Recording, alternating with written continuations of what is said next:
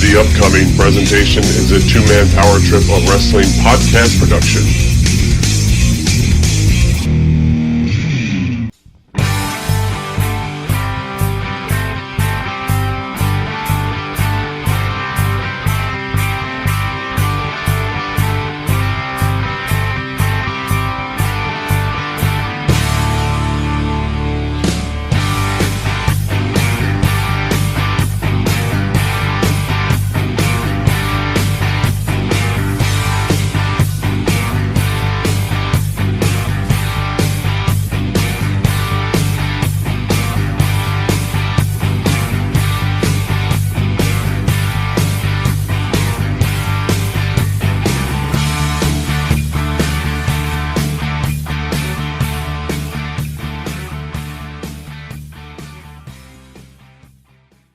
Hello and welcome to the Business of the Business podcast. I am your co-host, JP Japaz from the Two-Man Power Trip. Of course, joining me, the wizard himself, Mr. Trump Mania, Mr. Lavi Margolin. Lavi, how you doing today, sir? I'm doing great. A very special episode today. After a return of 52 weeks, I want to say a year, but I'm not sure if it was a leap year. Brett Lauderdale of Game Changer Wrestling. Welcome, Brett. Well, thank you for having me. It's a pleasure to be back. I can't believe it's been so long. Brett, the last time you were on was episode 100, huge episode 100. Obviously, like you said, we're at episode 152 now, but what's going on with GCW lately? What's been going on with you guys? Well, GCW is doing GCW things. We're very busy. We're doing international tours. We just got done with I guess a 1 month stretch where we were in England, Germany, and Japan, all within the span of a month, maybe I guess less than a month really. And we all just got back, and yeah, this will be the first weekend off in some time. So yeah, we've just been kind of just going all over the world and spreading the gospel of Game Changer Wrestling. Man, you guys are still going absolutely everywhere. I mean, is it just the ball keeps on rolling for you guys? I mean, obviously Europe and everything else, it's just you guys are still hot. Yeah, I mean, there is definitely fans out there that want to see us, people that either want to see us again or want to see us for the first time. And it's exciting to go to those places. And yeah, I mean, the ball keeps rolling. There's a lot of places that we haven't been that we still want to go. So we have a lot of work to do still. But it's been fun and refreshing and rewarding to meet new fans along the way. So before we kind of get into the end of this year, I just wanted to mention the collective. You guys are returning to Philly. Is there a venue booked yet, or is that still a mystery? No, there's a venue booked. It hasn't been announced yet, but there's a contract signed. Payment's been made. Just waiting for a finished graphic from Chris, the graphic designer extraordinaire, who's putting the finishing touches on. And I'd imagine we'll probably just make the announcement either on Sunday or Monday. Are you allowed to tease it at all? Sure. It's yeah, I'll tease it. I mean, it's in the Penn's Landing area of South Philly. It's within 10 minutes of WrestleMania, within 10 minutes of the ECW arena. It's within 10 minutes of, I mean, it's within walking distance of all the restaurants and bars at Penn's Landing and South Street. It's on the water, the Delaware River, which I do not recommend swimming in, but regardless, it's right by that water. And it's in a very good central location. It's going to be convenient for everybody, within 15 minutes of the airport, lots of hotels, restaurants, so on. And so strip clubs, if you're into that. Of course, the strip club, haven of Columbus Boulevard is not too far away. Lavi, I don't know if you're interested in that, but it's walking distance. As a married man, I can't confirm or deny. All right. Well, just know it's there if you need it. So, but yes, the location's good, and I look forward to sharing, and I think it'll be fun and convenient for everybody. Collective always is, one of the bright spots of WrestleMania weekend. There's no doubt about it. Expecting, bigger than normal, same as normal. Like, what are you expecting for the Collective this year? Well, in terms of the the size of the venue, it'll be similar to last year's. And I expect everything will probably sell out as a result. But in terms of the stature of the collective itself, actually, right now, I think this could end up being the most packed, loaded collective lineup yet. I'm anticipating that we're going to have a lot of international partners this year, and not just companies that run shows internationally, but big international companies with good followings and strong track records. So, I've been kind of working on piecing those deals along and getting those, confirmed. And if everything goes according to plan, I think it's going to be probably possibly the most exciting collective yet. This is very random, but I am good friends with Lash Laro, and he mentioned that he was wrestling for you guys, had a great match. Any chance of a return of Lash Laro? Because I love when you guys do that. Like Janela will obviously have a good match with kind of anybody out there, but I love that he's from the past, and all of a sudden he's really not that old technically, but he came back and made his return. What do you think about Lash? Lash did well. He went hard. He was down for whatever. He was he was great to have in the locker room. He was positive and happy to be there, fun to be around, and he did well, which I guess is the most important thing. I think there's definitely interest in having him back. I think he'd like to come back at some point, and we'd like to have him. I actually tried to get him for our Atlanta show, which is coming up on November 4th at Center Stage, but he's already booked cartooning that day, so couldn't get him for that day. But I'm sure we'll circle back sometime soon, and the planets will realign, and I'm sure Lash will come back at some point. Yeah, he's so busy doing the cartoon stuff. All these colleges and all these other places scoop him up, and he does caricatures. It's just amazing. But the funny thing is, he told me obviously how old he is. I'm like, wait a second, you were on TV 20 years ago. That would have made you like 20. He said, yeah, that's how young he was on TV. So it's funny. He can still go. He still got it. Yeah, absolutely. I mean, he's a good athlete and he's in good shape. So I think, if you have those two pieces, the rest of wrestling, as weird as it sounds, is a lot like riding a bike. Once you get in there and you hit the ropes and, take a bump. I think for a lot of guys, whether it's been 6 months or 6 years or 16 years, again, it's like riding a bike. You never really, you don't forget. What other shows do you guys have coming up outside of Center Stage? So the day before Center Stage on November 3rd, we'll be in St. Louis, and which I always love. Those shows are always fun. Last time we were in St. Louis, there was a tornado right outside our building, and they thought the roof was going to get ripped off, but it didn't. So we just had like a brief delay, and then the show began almost as scheduled. But St. Louis is November 3rd. Atlanta's November 4th. November 17th is the debut in Seattle, and November 24th we will be at WrestleCade, GCW at WrestleCade in Winston-Salem, which is also a couple years in the making. We've been trying to make it happen, and this year it'll finally happen. So that'll be fun. We have, and then there's December. December 2nd is Hartford. December 3rd is Brooklyn, and December 9th is Los Angeles. All those tickets, by the way, went on sale today. So if anybody's looking to scoop, now is the best time to get the best tickets. And you guys actually have a rare break before finishing out the year, heading into 2024. It's kind of rare for you guys. Well, I did just book another show today, which hasn't been announced yet. So, yes, there will be some days off, but not too long of a break. It was pretty funny. Just obviously follow you on Twitter and stuff, or X, whatever the hell it's called now. But you had made a comment about the OVW show on Netflix. Did you watch it? And what did you think about it?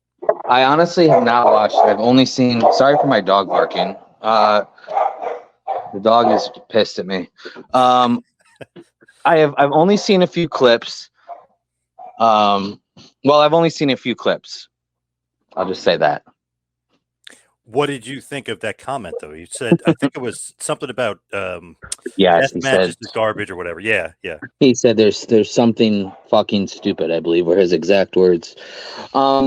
And usually I try not to respond to stuff like that, because I know, I mean, it's not, there's no, I don't think it was well, anyways, I try not to respond to that, but I couldn't help myself, just given the situation. I just thought that it was silly for somebody such as himself, especially given his circumstance, which he reveals on the show, of how unsuccessful he is.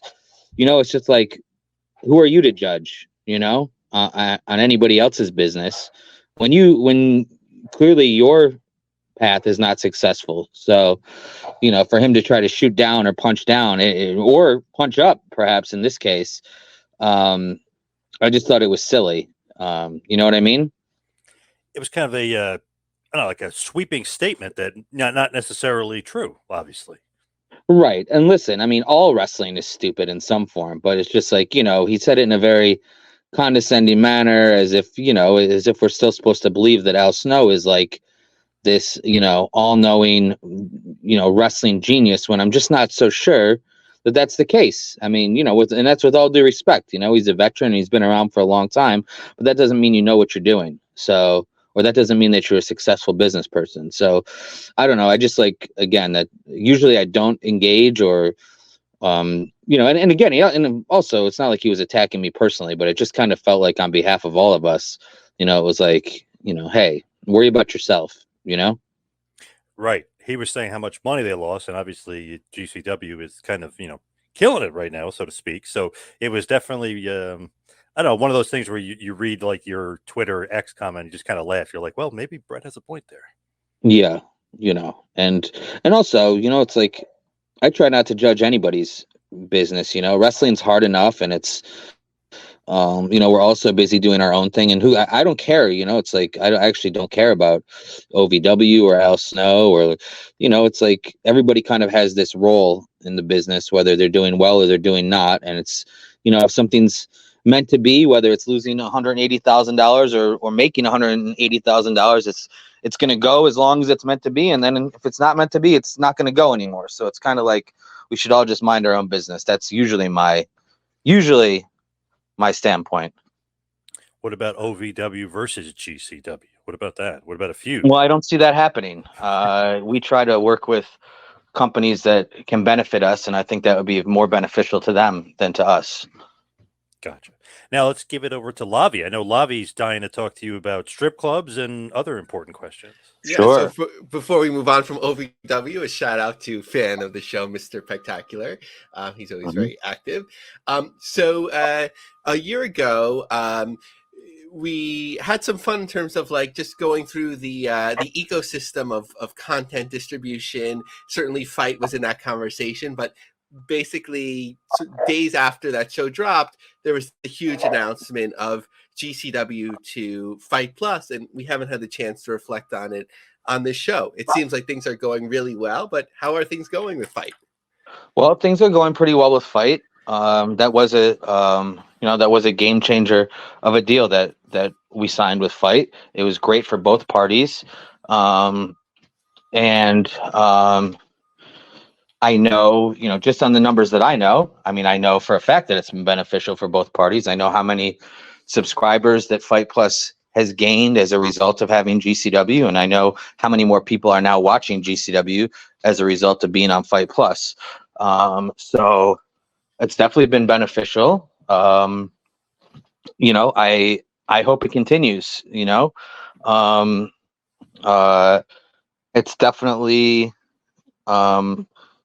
It's definitely. I've seen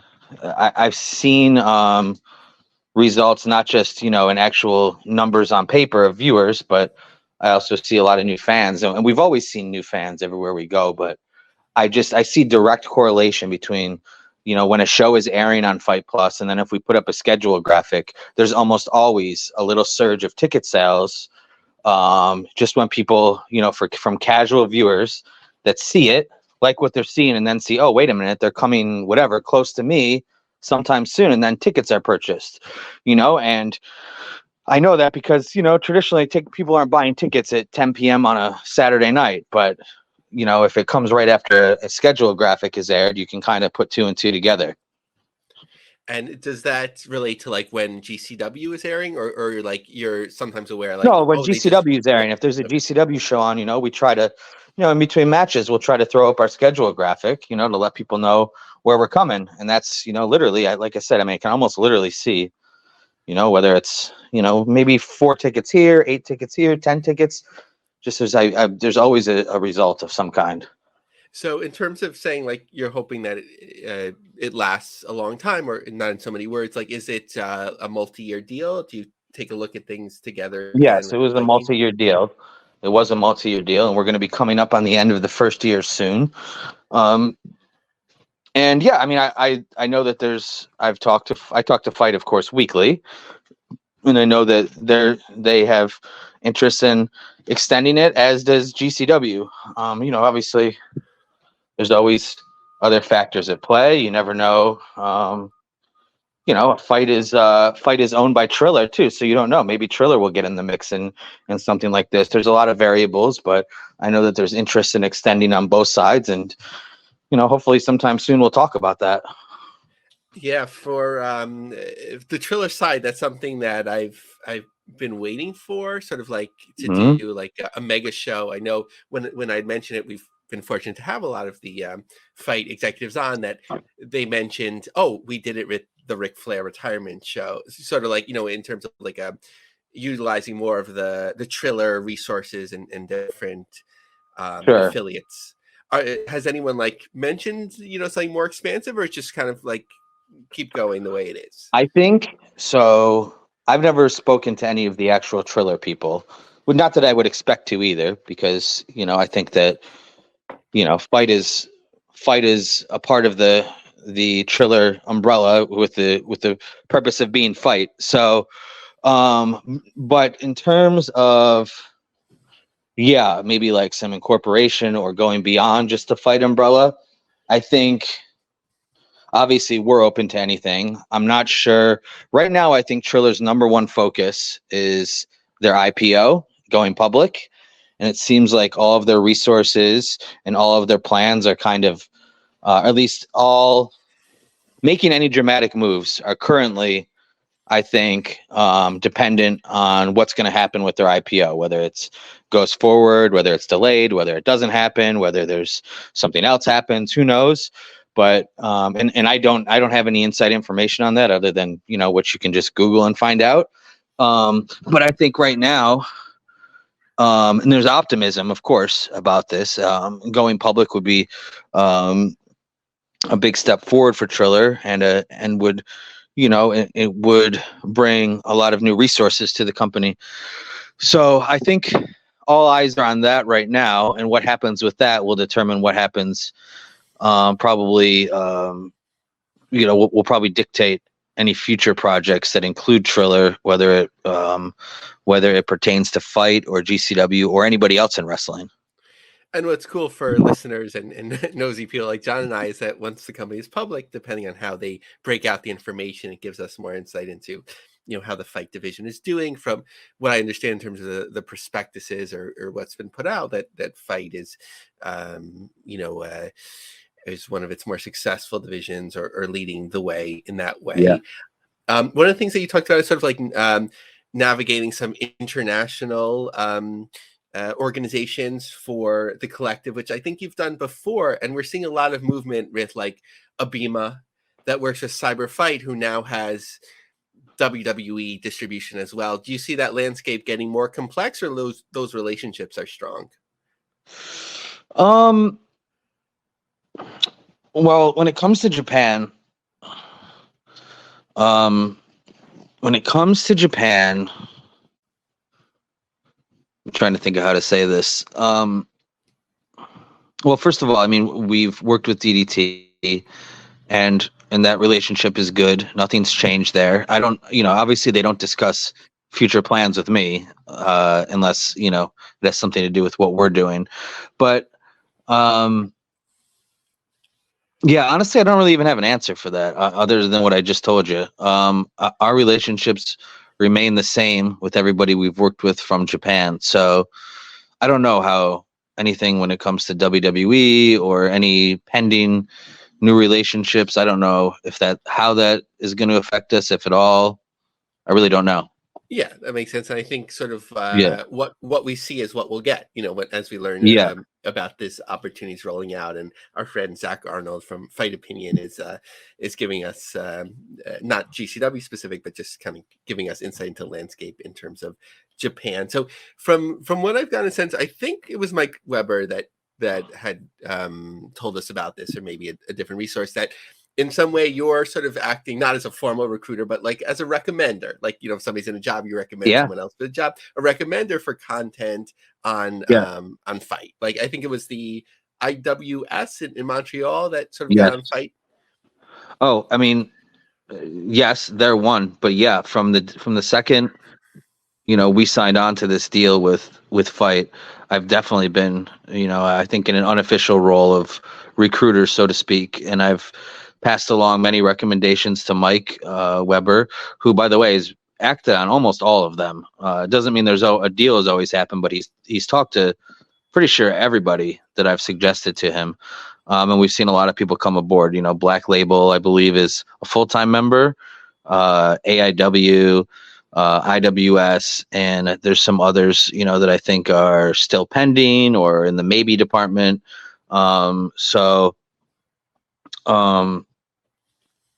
So yeah, I mean, GCW now at this point, we want everybody to be on our team at this point. We're Team Fight Plus, and the better Fight does, the better everybody does, the better GCW does. So I'm happy to bring these people aboard and have them on the team in whatever way I can help to make that happen. On the pro wrestling side, the way I see GCW with Fight is sort of the anchor in terms of like most visible promotion, consistently producing content, and then it sort of like anchors the wrestling side of Fight. Do you think that's the case as well?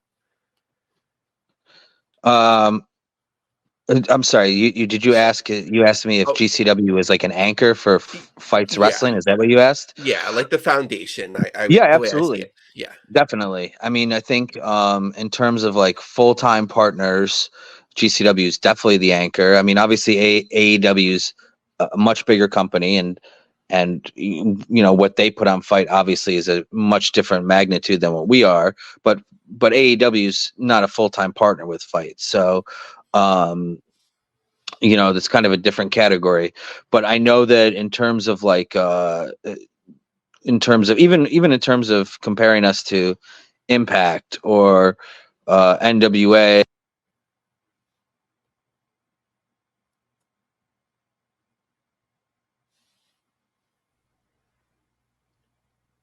Lost Brett for a second. Okay, so he should be back with us in a moment. Interesting. I do think that they're a big anchor. I mean, obviously, AEW is a big company, but I do think that GCW is a huge anchor for what they do over at Fight. Like, even attracting other promotions in, I think that they're kind of the blueprint, if you will, for bringing in new promotions. Yeah, for sure. And being able to produce so much content consistently that it's I think I was counting it previously, like 2023 was like over 50 shows. So it's not weekly. Hey Brett, welcome back. Did you hear my whole answer? I think it cut off at the very end, but we did have I think a good idea of that. So okay. So sorry about that. I don't know what happened. No problem. So in terms of like thinking about the landscape of pro wrestling, like in my opinion, I think Premier Streaming is sort of still looking for its anchor. They're kind of like bringing a lot, but interestingly, in Freddie Prince's like interest and investment in wrestling more when he was thinking about like a promotion maybe than like a streaming service. I think he had mentioned what really inspired him was seeing Matt Cardona's run in GCW. So just curious, like I know Freddie has talked to different people in the business, if he's ever reached out to you and sort of if you have any impressions on what they're doing over there so far. So I've never talked to Freddie, and I don't know him personally, but of course I know Josh Chernoff, who's I guess one of the if not the boss at at Premiere. I know Josh, of course, from his time at Fight, and we became friends over the years just through working together for Fight. And obviously, I'm not privy to any sort of business numbers or anything that they're doing, other than I do know that they're trying hard and they're working hard to kind of carve out their niche. And I know that Josh is a smart and capable person, and he knows what he's doing. And I'm sure in due time, they'll get where they want to get in terms of being a leader in their own way in this wrestling streaming world. But Freddie Prinze, I guess I don't follow him too much, but in terms of him being inspired by Matt Cardona, a lot of people were inspired by Matt Cardona, people from the WWE bubble, that might not have understood what the indies were, or might not have understood what was out there, and Matt definitely inspired a lot of people and continues to. But yeah, that initial GCW run, I mean, that was, again, pardon the pun, that was a game changer in so many ways. I think that the influence it had in the short term and the long term, I think we're going to continue to feel kind of the ramifications of his success. And it's, again, I think it just made everybody look differently at the indies. So in looking at like the pro wrestling landscape right now, certainly we saw a number of WWE talents getting cut, and from the AEW side, you still have some of the talents like doing independent shows or shows outside of AEW, but less so on a case by case basis. So like, what's your pulse of the overall market and just the availability of talent right now? I don't know that I understand the question. Are you asking me about AEW talent on the indies? Is that what you're asking me? Yeah, just like if you were to take a step back from like a bird's eye view, or just sharing your expertise on the market as opposed to like GCW centric. Like we know two things are happening. One is that a number of WWE talents got cut, and some may be entering the market unless they're choosing to focus on something else. And we see with AEW, some of the talents that have sort of anchored independent shows like a Defy, some of them are less available than they used to be. So like, are you sensing any changes in the market because of this? So the AEW, as far as AEW talent goes and AEW's policy, I still to this day don't know what it is. It seems to be ever changing, but also it never changes.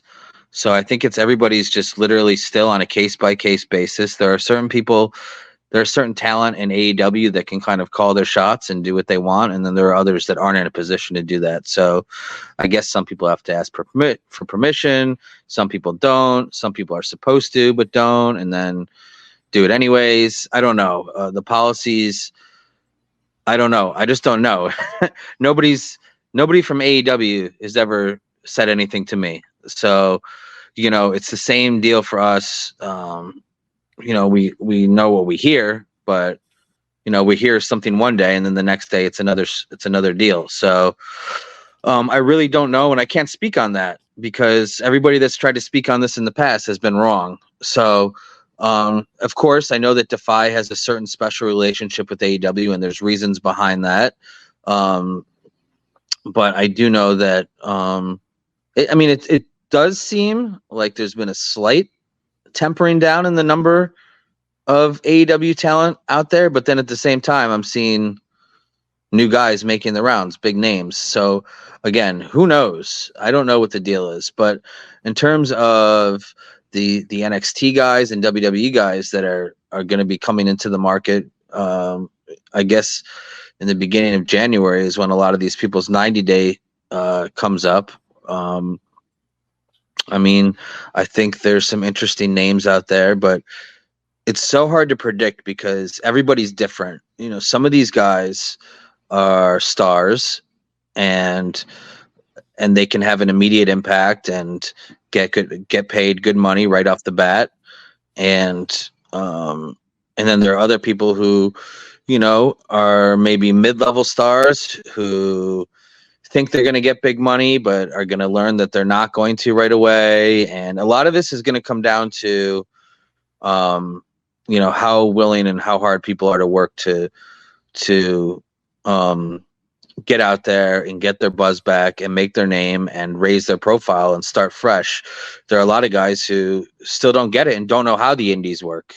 So, those are going to be the people that are going to have a hard time.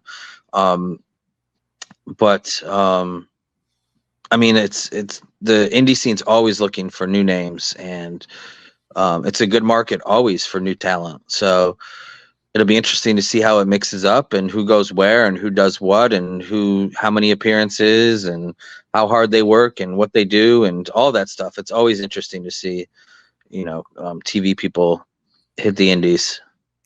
And it's really interesting to see how some people adapt to the market. Certainly, like Steph Delander. Hopefully, I'm saying that correctly. Like, she's really, yes, shocked. It was just an amazing transference and working with Matt and just becoming like a big part of what you do and just independence in general. Yeah, well, Steph gets it, and she learned from Matt, obviously, and they're a very good pairing. But Steph understands the assignment. She knows she has a goal. She knows what she wants to do, and she's willing to work as hard as she has to get there. And that's what we're seeing right now from her. So in thinking about like the international mix, I'm not sure if you had a chance to listen to our extensive interview with Jonathan Ash, who really gave some amazing insight into GCW's production work and especially internationally. Like, how does that work? Like, do you get outreach from organizations or promoters in these markets and they're like, let's team up, or we'll buy the show, but you can air it on Fight? Like, the nature of putting these deals together seems fascinating. Just curious how that all works. Sorry, 1 second, guys. So in terms of like the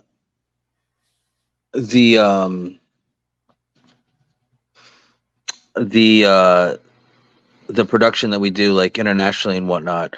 And if I'm not answering this question right, then interrupt me. But I mean, we have partners everywhere, not just in terms of wrestling promotions and wrestlers and promoters, but production people everywhere too. So obviously it's just it takes a little bit of advanced planning and knowing where we're going and who we can turn to for help, whether it's camera operators or people with equipment that we need or whatever it may be, or figuring out how we're gonna go live or stream.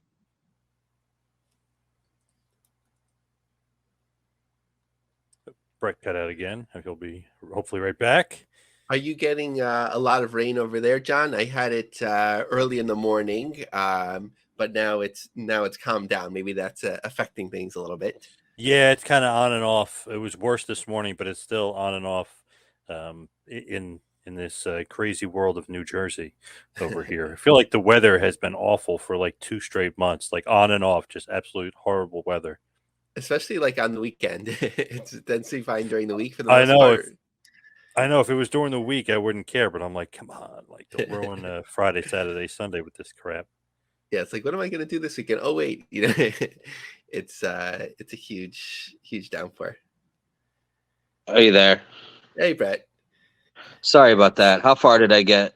Oh, sure. So in terms of establishing different connections everywhere in the world to, you didn't go so far as to say co-promote with, but just having some of those infrastructures and connections. Yeah, so it's the same. I mean, it's the same in that, everywhere we go, we usually have, friends or partners, whether it's, wrestlers or promoters or whatever. It's the same on the production side, whether we need people who can help with equipment or camera ops or whatever it may be. We just kind of, it's the same as we do it at home, really. We just kind of map it out in advance. Who do we know? Who can we, if we don't know somebody, how do we find somebody? And so Ash has kind of been able, Ash is the man. He can handle all of this. And, he usually takes the lead, and then if he needs a little help, I step in, but he needs my help less and less these days. He's kind of begun to build a network of his own where, whether he's doing a GCW show or if he's stepping in to help somebody else, he has a network and he has people everywhere. So, which is great because that makes my job easier. So we've talked in the past, sort of like the timing needing to be right in terms of maybe marquee matchup, right venue, and so on, to do another like big show. Like once in a while, there'll be hints on your Twitter profile or on GCW, like pictures of the Hammerstein or something like that. Whether it's the Hammerstein or somewhere else, are you like thinking or leaning towards a big show, or just kind of like continuing what you're doing consistently week to week? Well, I'm always thinking about, what the next big show will be, and have a couple ideas in the pipeline. And yes, Hammerstein has come up as an idea again, of course, as well.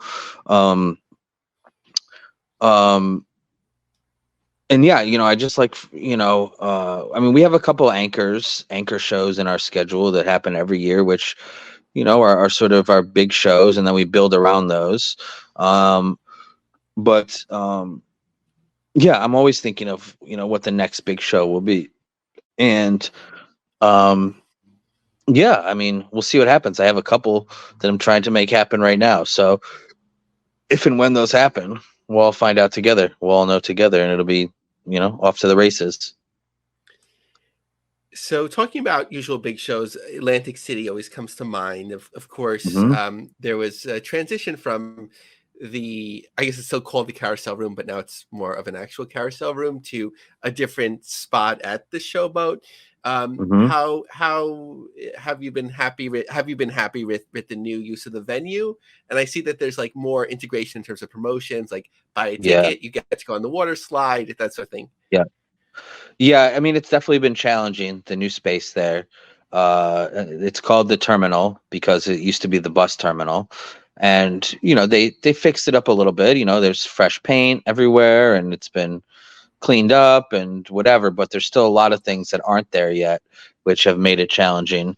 And I know that the Showboat plans to slowly over time enhance this space, but for now, we're really walking into a 4 or 6 wall, in this case, a 4-walled or 6-walled, bus terminal, literally.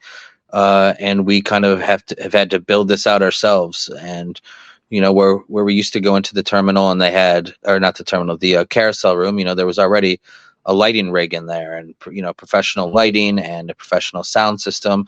They don't have that out in the terminal. So we've had to, get our own and bring our own in. And that's challenging, and it's expensive, and, it's a lot of work. So it's been a challenge, and it's been a learn on the go process, and trying to figure out what works and what doesn't work. And it has not, we're not there yet. We're still trying to figure it out. But my goal is to kind of make it a little better every time we're there. So that's what we're trying to do now. Cool. So when we've talked in the past, it was sort of like talking about priorities, and to a independent business owner, you were clear that everything is important, from ticket sales to, at the time, pay-per-view buys and so on. But in looking at the choice of venues, sometimes, it appears like, let's say like at Pop's nightclub, which is upcoming, that generally sales seem lower, at least from what I could tell in terms of reserve seats as compared to other venues. But maybe Pop's looks really cool on when it's streamed, and it's the right price, and it's just worth it. So is there, like, because there's this consistency with Fight Plus, does it factor in more like how it's going to look and like the logistics of it more, rather than sometimes ticket sales, or it's all factored in? Well, of course, there's a lot of factors for literally every show. Ticket sales are, of course, important. And yes, you're right. Pops has been on the lower end, but I've seen things about Pops that have also been encouraging, which is which a couple of things. One, it makes me want to keep going back. But yes, also, like you said, and like you hinted at, there's other variables that, while the ticket revenue may be lower, maybe there's other expenses that are lower as well. And yes, we like the place, which is a big factor as well, and we like the fans. So, at the end of the day, obviously there's a bottom line at some point where, if it goes beyond this, then maybe we don't come back here. But, we haven't hit that point yet, and it's still a valuable stop on our rotation. And Yeah, and then that applies to a lot of venues. Obviously, if it's not working, it's not working. But we like going to Pops. It still works in its own way in terms of convenience and total expenses and blah blah blah. And and we have a return date as well, which hasn't been announced yet. So I plan to keep going there for now, and hopefully we keep building it up. Yeah, and yes, the other part of your question, the Fight Plus deal does kind of it covers gaps. It helps to cover gaps, whether they're temporary or whatever. It makes it so that we can sometimes take chances or roll the dice or try something a second time, because we know what our viewership's going to be, and we know what that's going to do for us financially, where we can kind of try things that other people can't try. So my favorite venue, which is relatively new, is the Roulette Intermedium. I think I was at the first show that you had there. It just seemed like it seemed perfect, just based on the balcony and the staging and the size. So, but you're still running, I think, Roseland in Queens. So, like, Melrose. Melrose, excuse me, Roseland Ballroom. I think I'm dating myself, right? To Manhattan. Does that balance still work? It's sort of the same market for me. I'm more comfortable going to Brooklyn, but I'd imagine it's pretty much the same fans. Does that switching off work? No, it's definitely the same fans in the same market for the most part. There may be a little pocket of fans that come to one and not the other, but it's definitely, I mean, to me, in terms of what we do, I think for the most part, just New York City is New York City. So I haven't seen big differences in that respect. And it'll make sense to like keep switching off, or maybe it just depends. I don't know. I mean, I don't know. I don't know if we're going to do that, to be honest. So far, we've had some good success at Roulette. And maybe we'll do more at Roulette and less at Melrose going forward. We've always had great success at Melrose, but Melrose is very expensive to run. So, again, sometimes you have to make the best business decision. And right now, Brooklyn's looking like something we should try to build up, and maybe we should do less of Melrose, except for maybe big occasions or special occasions. So, final question from me before I turn over to John. I'm just going to nerd out here. Masha Slamovich is one of my favorite wrestlers. Her commitments to GCW just keep seeming to grow in terms of going to Japan and, of course, being the champion for quite a while. I'm not going to complain about her losing the belt, but I'm not sure if she's still under contract to Impact, but like, is GCW, do you think she would consider it like one of her home promotions? Like, what's that relationship like? Yes, I think Masha definitely considers it to be one of her home promotions. I believe, and I'm certainly not. I don't want to speak for Masha, but I think she's still under contract with Impact, and she appears. I think she still appears regularly, right? I don't watch Impact, so I don't know. But unless you know something I don't know, I'm pretty sure she's still a regular part of that TV program. No, but that's my she assumption does too. Mm-hmm. Yeah. But she does. She definitely does like GCW a lot, and we like her, and she's a really good fit for what we do, and she's very popular with our fans. So yeah, I think she definitely tries to prioritize us when she can and when it makes sense, and likewise, I send her all my dates, so she has something she's obligated to do, and then sometimes she has a little more freedom to make her decisions. So I think that we'll continue to see a lot of Masha in GCW. Thanks. Welcome. What is next for GCW? And obviously we talked a little bit about it, but just to remind everybody, what's next? So again, and I don't know if is it 2 weeks or 3 weeks? I don't even know what today's date is, but November 3rd and November 4th, it's St. Louis and Atlanta. Then November 17th, we debut in Seattle. November 24th, we debut at WrestleCade in Winston-Salem. Then we go into December 2nd, Hartford. December 3rd, Brooklyn. December 9th, Los Angeles. And then We finished December the 30th and 31st in Atlantic City for the New Year's blowout, and there may be something else added and announced soon. But those are the dates coming up on the calendar. And yeah, and then in terms of what else is next, we're going to continue to do what we do in 2024 and continue to try to expand our reach globally and domestically. And again, it's just my big thing is just trying to make new fans and grow GCW and grow indie wrestling and just meet new people, meet new fans, and grow our fan base. That's what I want to do. Where can everybody see you guys and get tickets? Yes. Where? Fight TV? I'm sorry. I thought you were giving an order to people. Well, yeah, they should do that too. Yeah. Yes. So the best way to follow us is the Twitter and the Instagram, and all the links are posted there, posted accordingly. Yeah, that's where the Twitter is like the most active place to get GCW updates. So follow us there. Awesome. Of course, Fight Plus. You got to get on Fight TV and buy the GCW shows. Of course, you got to do that. Well, of course, that's number one. Yes. And you can subscribe now, and you can watch all of our shows live and get access to the entire GCW library for just $7.99 a month, which still is an insane price. I don't know how they do it, but I guess when you're Fight, you can do stuff like that and get away with it. Especially this day and age, that's insanely cheap, and that's a great deal. I know.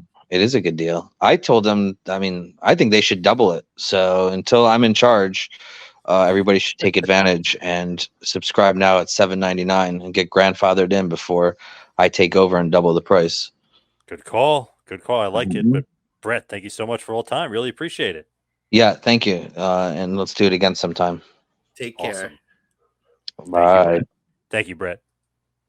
All right, Lavi, let's get to some of the news. I know there was a huge story that came out. I believe Nick Hausman had said it over at the House of Wrestling, and I believe maybe Brad Schwartz is talking about this. Or I don't know, something's going on here, but NWA on the CW, what's going on?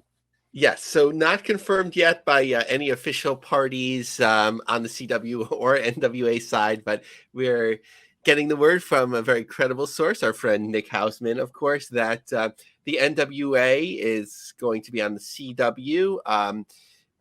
Billy Corgan has talked broadly about a top 20 network carrying the show in 2024, and there's supposed to be a reality show too. From a different insider source, not directly connected, I hear that the deal is not all the I's and T's dotted, or whatever you would say, I's dotted, I guess. But silly me, right? Like we've been talking on the show about the CW and how it would be such a great fit for pro wrestling, given the history of Brad Schwartz with Pop. So totally missed that one. I was like, what top 20 network could it be? I don't necessarily consider CW top 20, but I mean, if the numbers bear that out, in terms of viewership and so on, certainly in terms of distribution, then that's fine. I think it makes so much sense to have pro wrestling on the CW. NWA is a little bit of a hard sell these days, maybe in terms of like the talent. I'm not sure how well it carries sort of like in a mainstream appeal, but you always have Billy Corgan anchoring things. You have a little bit of the Insane Clown Posse. So different types of stars. I don't know if that would be mainstream, but different types of stars.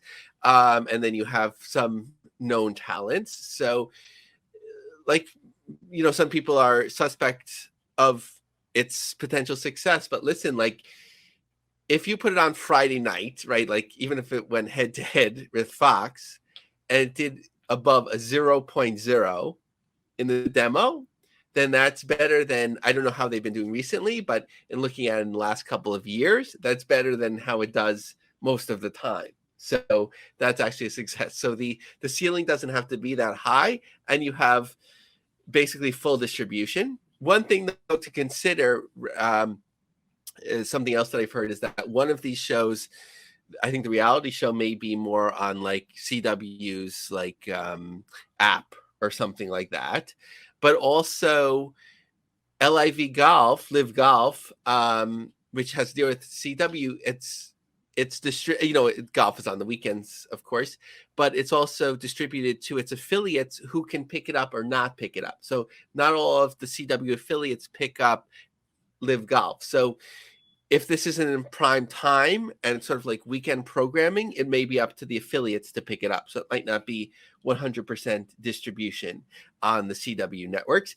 Just looking for like the tea leaves and connections before I did a modest amount of research, and I believe that there was a small amount of time between Billy Corgan sort of owning or pursuing TNA ownership in 2016 that crossed over into when Pop TV aired TNA or Impact at the time. So that might be a connection that's been able to be built. And I've been joking because when Brad Schwartz got the job with CW and everyone knew it's a rehabilitation project on LinkedIn, I had sent a message that he should put pro wrestling on, and he liked that message. So Billy Corgan and NWA, you're welcome. Wow, he owes you one big time. Now, speaking of something that we were talking about like before we got on, and we were kind of saying like, how did AEW draw so well recently? And it literally, and I know Meltzer had said it and people were kind of saying it's not true, but I was trying to figure it out. It looked like Mystico actually was helping them in Texas. Like he definitely drew because they were at 2,000 something tickets. Then he gets announced. It literally jumped 2,000 tickets. So like what other explanation could it be other than Mystico is a draw, for Texas for sure. Yeah, 100%. I don't see any other potential factors. Sometimes markets start popping as like if you do deals. I'm not sure if they had any deals or things like that. But look, you have Rosenberg, Texas. I want to make like a Rosenberg WWE joke, but I don't have one. But like, I'm assuming that's a border town, or at least it has a fairly significant Latino population. So Mystico is a huge name. It doesn't always resonate here in the U.S., but for people that follow Lucha, even with his challenges coming through the American market, but reclaiming his name, like it was like at least a one-time thing. And according to WrestleTix, they distributed 4,457 tickets. For AEW these days, that's a really good house for a TV taping. Man, I just feel like people are saying, "Oh, that's not true," just because they don't want it to be true. But I was looking into it. I was like, "Well, they didn't announce anything else at that particular time, and all of a sudden they announced that, and the tickets jumped." So it was Mystico. I mean, it's that area. They wanted to see Mystico.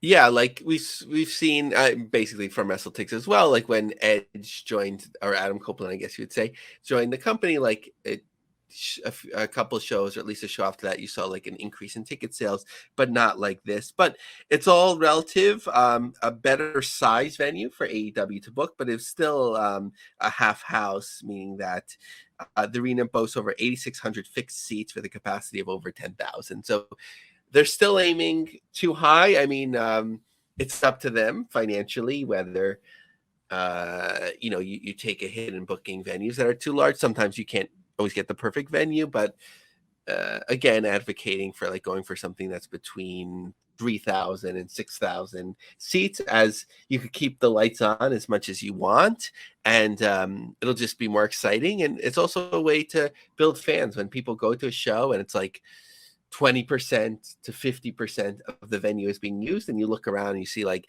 a half empty side. It doesn't seem cool. I remember like not that I was pursuing everything cool when I was a teenager or whatever, but like when I would go to Madison Square Garden and the shows were really down, like it seemed like OVW hitting the road. What's going on with OVW? So, right, as we talked a little bit about OVW with Brett Lauderdale, but there had been some speculation on Twitter, and now we see that they're hitting the road. OVW, drop a line to the email at the end of the video and let us know you want OVW to come to their town. So I know a lot of people were like very dim on this. Like, it doesn't mean that they have to go like from coast to coast, from sea to shining sea, like to be a huge national promotion. But they're in Kentucky, which is, fairly centrally located, depending on where you're trying to go, of course. But can they try a show in Tennessee, in Indiana, in a different part of Kentucky? And so on. I'm not an expert on the geography without a map in front of me, but like, yes, they could probably go a few hundred miles one way or another. The talent might be able to even drive home at the night, or you rent a tour bus or something like that, and you try something different. They've been doing the same thing for quite a while. They're now selling out their home venue regularly, a number of weeks in a row. So you have some talent that have a little bit of buzz on them. A lot of people haven't seen them anywhere else. So I think it's a reasonable thing to try. I wouldn't say like they'd be a sustainable like national promotion or even at the level of like GCW running coast to coast, but why not start doing a little bit of market research, figure out where people want to see you, and see if you can get out there. What about Defy Wrestling? What's going on with Defy? So a show that we've had our eye on for a while is Primo Lucha that they ran at the Yakima Valley Sundome. So the local Yakima media outlet had a nice story about it. So I just want to go through that quickly. 4 luchadors or wrestlers dressed in masks and classic outfits entered the arena at the Yakima Valley Sundome for a tag team 2 against 2. The crowd cheered, the phones came out, the music came on, and the Mexican flag waved in the audience. It was the third fight of Defy's Primo Lucha and Defy's first event in Yakima. The Friday show was part classic lucha and part Defy's brand of punk rock. The wrestlers took their time getting warm in the ring, circling each other, and so on. Let me just skip ahead. The event featured some of Defy's most well-known faces like Swerve Strickland and Nick Wayne, who cut their teeth in Seattle are now with AEW. They shared the Sundome with well-known wrestlers like Ultimo Dragon, Juventud Guerrera, Tanaka, and current champion El Hijo del Vikingo. Its cultures come together, which is awesome, said Strickland. Strickland has been a part of Defy since it first got off the ground nearly 60 years ago. It seems like longer. That's my edit. It was the largest venue Defy has been in, and he was excited to come to be a part of it. It feels good to come back to something you helped start and watch it blossom. The Yakima Valley Sundome was not packed to the gills, but there were plenty of spectators, and they were plenty loud like the wrestlers. The crowd was mixed. So I'll stop there. But and looking at the map, and they just had, part of the floor of reserve, that it didn't look like a blowaway success in terms of ticket sales. And I don't know the number that was there, but it seems like it has some good potential, and we'll know, if they run this venue or run something similar in terms of scope. But I'm sort of depending on how much space they have for advertising, getting the word out, and cultivating the lucha market. I think it has a lot of potential. What about Zach Gowen? He's running a promotion, I guess. Yeah, so I've been seeing like a lot of different press for this show that was recently run by Zach Gowen, which was a fundraiser. I was getting articles from the Michigan papers. Our friend at Working Stiff, who did an article on Slam Wrestling, covered it, and so on. But Joe Dombrowski had tweeted, "Proud of Zach Gowen. His event Friday was a huge success, assembled one of the best talent wrestlers I've seen on an indie, and raised $9,000 to build sensory rooms for kids with autism. Probably the toughest job I've tried, but Zach is the toughest cat I know. Here's to next year." So really did get the word out, and had a successful show. I think Bret Hart was the key to this show, just making an appearance. So hopefully we see some more promoting from Zach Gowen. Very, very cool. What about CZW? What's the latest? Yeah, so CZW is, they're still chugging along in their own way. I think the death match on the farm show took place, but it didn't seem to resonate this year as much as in years past. They have their home in, might be mispronouncing this, Havre de Grace, Maryland. So they have seem like tame shows that they're doing regularly there now. And perhaps not too far from you, John, they'll be doing a show on a decommissioned battleship in Camden, New Jersey, with Rick Swan on November 19th. So I always like to see shows in like interesting, unique venues, and this seems like certainly one of the most unique. I guess it might, in a different scale, remind people more of the Stars and Stripes, which actually didn't have matches with Who Can Slam, Yokozuna, ultimately hip tossed by Lex Luger on the Intrepid. Oh, good stuff. Yes. Awesome. What about IWTV? What's the latest? So Gerard Derling is an entrepreneur who owns both or is involved with both IWTV and Cold Creative. So we're seeing like a merging of like two companies or brands under the same owner or somebody very much involved, and they're making a little horror movie about wrestling. So curious to see, that IWTV does need perhaps a little bit of a different approach. They're not getting as much broad attention now with Fight Plus out there and Premiere and a lot of other options. So curious to see what comes about. How about Impact Wrestling? So just a piece on Impact, following up on a piece that we had last week. Lucha Teatol, might be mispronouncing that as well, but they're running at the Goodman Theater, and there's a collaboration where Impact is promoting the show, and some of the actors or talents from this stage show will be on Impact. So it seems like a win-win and a good collaboration.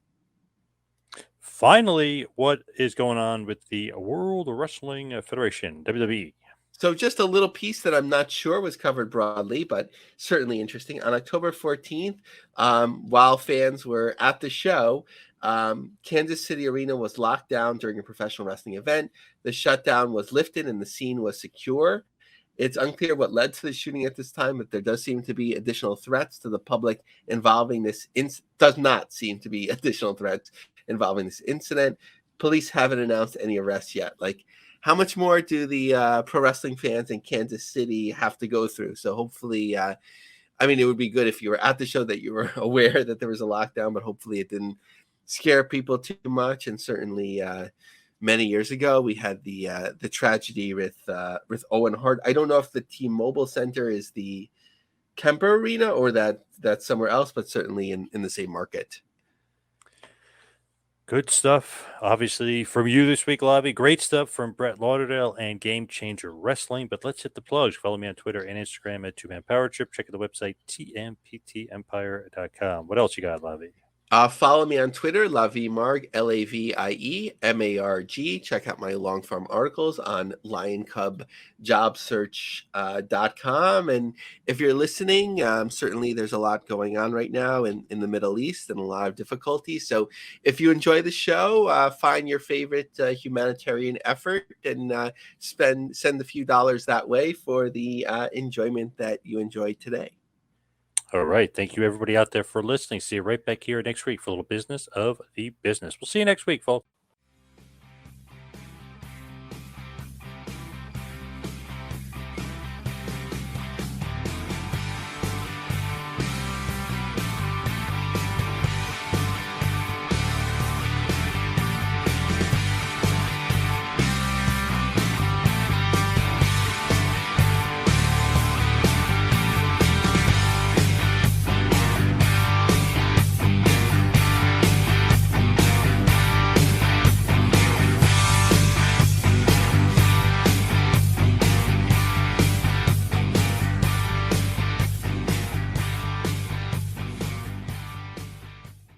Two, one, Happy New Year from our friends over at Manscaped.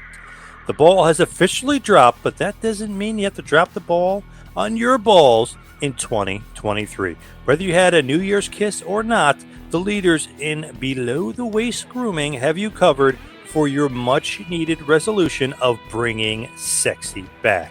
Join the 7 million men worldwide who trust Manscaped. With our exclusive offer, go to manscaped.com and use the promo code BIZ, B-I-Z, for 20% off and free shipping. Let us have a toast for a new year, new you, and a new you with no pubes. If you really want to make 2023 the year to remember, make sure to try out Manscaped's wet goods as well. This includes the Ultra Premium Body Wash, 2-in-1 shampoo, and body deodorant. These products are absolute perfect for follow-up after your New Year's gym sessions. Cheers to new balls in 2023.